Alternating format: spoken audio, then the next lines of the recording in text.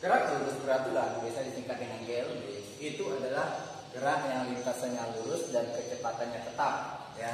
Ingat, ada kata kuncinya lintasannya lurus, kecepatannya tetap. Jadi kalau kecepatannya tetap, biasanya orang yang punya konstan.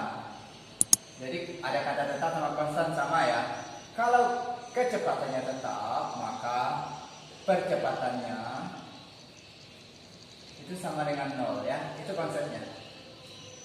Nah, persamaan pada GLB itu hanya ada satu yang umum. Itu kecepatan sama dengan jarak dibagi waktu. Ini familiar ya telinga kalian ya. Nah, keterangan bisa dibaca sendiri ya. Keterangan ini harus kalian pahami mulai dari sekarang karena nanti kedepannya pasti akan berkesinambungan. P adalah kecepatan, satuannya meter per sekon. S adalah jarak, satuannya meter. T adalah waktu, satuannya second atau detik. Jadi yang berikutnya adalah tentang grafik. Ini yang paling sering dikupas di materi tentang GLB. Grafik GLB ini ada 3. Yang paling familiar ada 2. Yang pertama itu grafik kecepatan terhadap waktu. Biasa disingkat dengan grafik I terhadap T ya. Dimana tadi kita sepakat bahwa kecepatannya tetap. Jadi grafiknya tinggal datar dari 0. Jadi kecepatannya tetap artinya tidak berubah. Sedangkan waktunya ya pasti berubah lah ya. Nah, ini ada P sama dengan meter per sekon, T-nya sekon ya. Kemudian grafik jarak terhadap waktu, biasa orang bacanya grafik S terhadap T. Nah, berarti ada S, ada T. Ya, kalau ini artinya sebanding, kalau jaraknya jauh, waktu tempuhnya juga jauh gitu. Ya.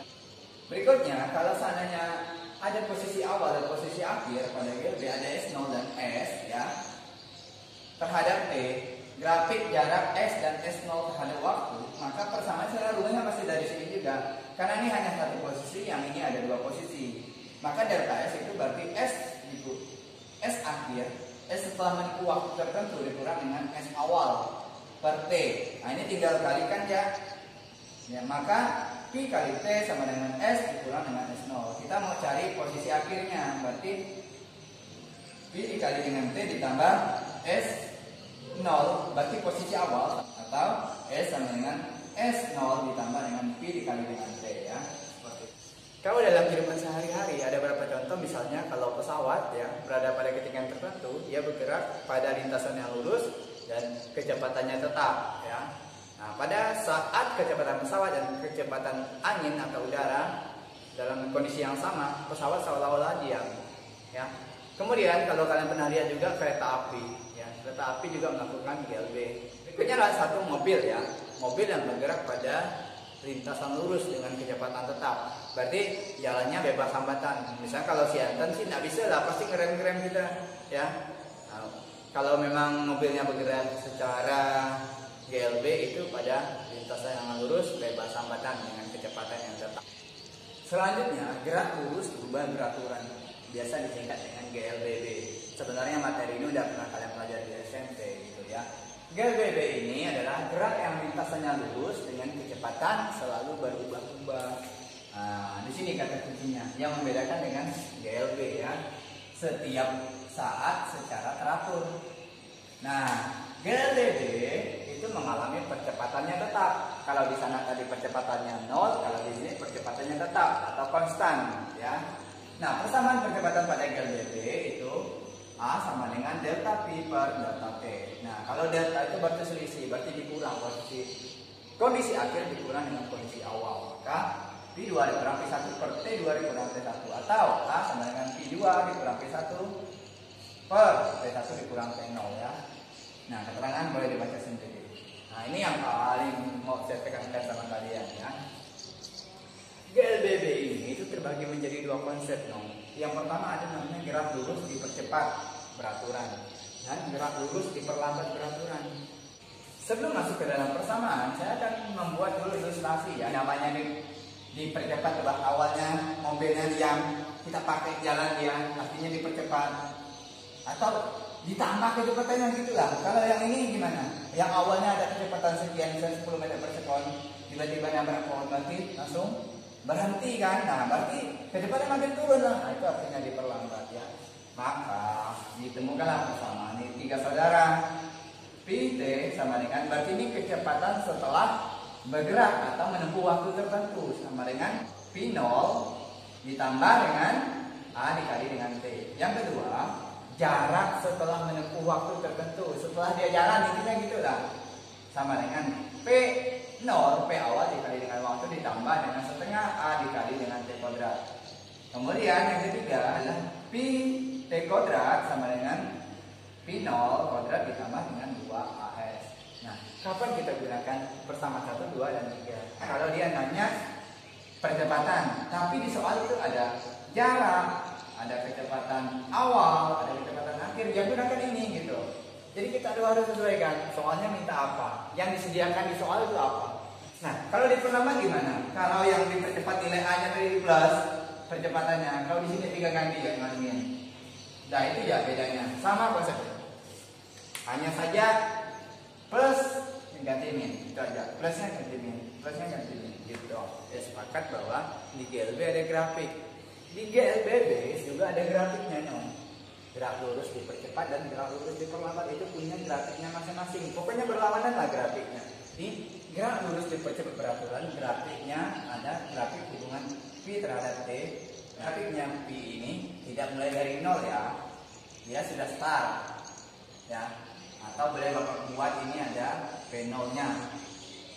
Maka dari sinilah ditemukan persamaan PT sama dengan P0 ditambah A kali T. Jadi kita tidak perlu sih turunkan ini dapatnya dari mana gitu. Tapi dari grafik inilah ditemukan persamaan ini ya. Bisa ya. Nah, kalau di sini P0 kalau coba di sini pasti bisa aja T. Nah, maka ditemukan persamaan ini. Ini adalah sajian grafik hubungan jarak terhadap waktu ya. Jadi dia ditentukannya ke atas ya. Berikutnya adalah gerak lurus diperlambat peraturan. Kalau diperlambat berarti lama-lama kecepatannya makin turun. Maka di sini juga dikatakan kecepatannya makin ngekil ya. Kemudian kalau dia hubungan jarak terhadap waktu pada diperlambat, dia ini terbuka ke bawah ya. Atau ini tertutup karena yang tadi terbuka ya. Bisa ya.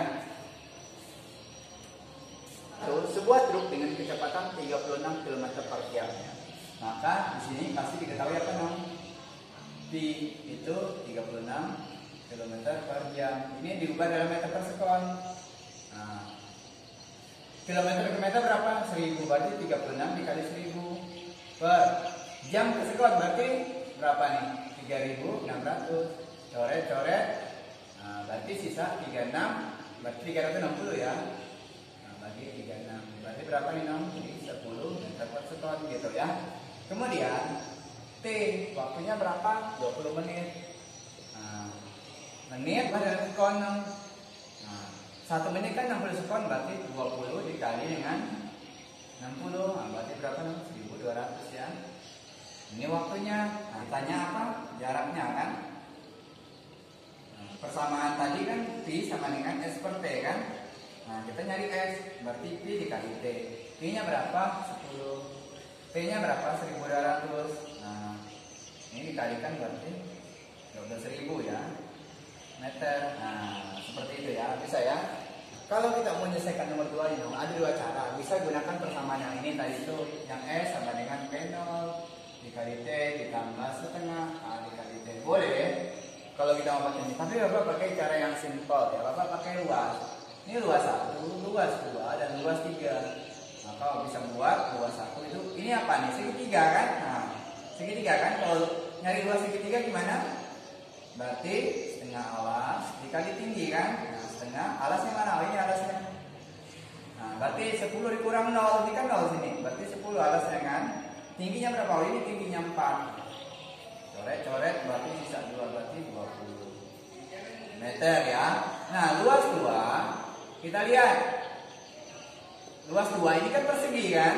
Luas 2 kan persegi, berarti panjang kali lebar. Panjangnya berapa? Ini gunakan dulu nih. 30 kurang 10 berarti berapa? 20 kali. Lebarnya berapa lebarnya? Nah, ini lebarnya kan 4 kan? Nah, 4 berarti berapa? 80. Nah, berikutnya cari luas 3. Luas 3 ini apa nih? Trapesium. Nah, kalau mau cari trapesium gimana? Setengah jumlah sisi sejajar dikali dengan tinggi. Nah, setengah jumlah sisi sejajar yang mana? Nah, kan sisi sejajar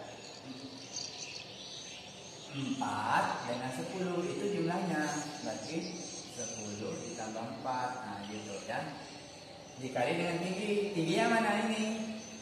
Nah berarti 80 dikurang 30 berapa? Jadi 50. Nah ini berarti setengah, ini jumlahkan dulu 14 dikali 50. Ini coret-coret atau ya 7 kan? Nah 7 kali 5 kan 35, berarti 350 meter.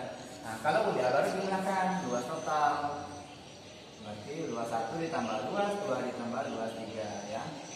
Nah 20 ditambah 80 ditambah 350, ini 100 berarti 450 meter. Itu jarak yang dia tempuh si Newton ya. Jadi nanti silahkan kalian cari lagi soal yang lain ya, biar kalian lebih paham tentang materi ini. Banyak sekali sebenarnya yang bisa kita kupas dengan materi ini. Bapak hanya ambil 2 contoh. Sekian dan terima kasih.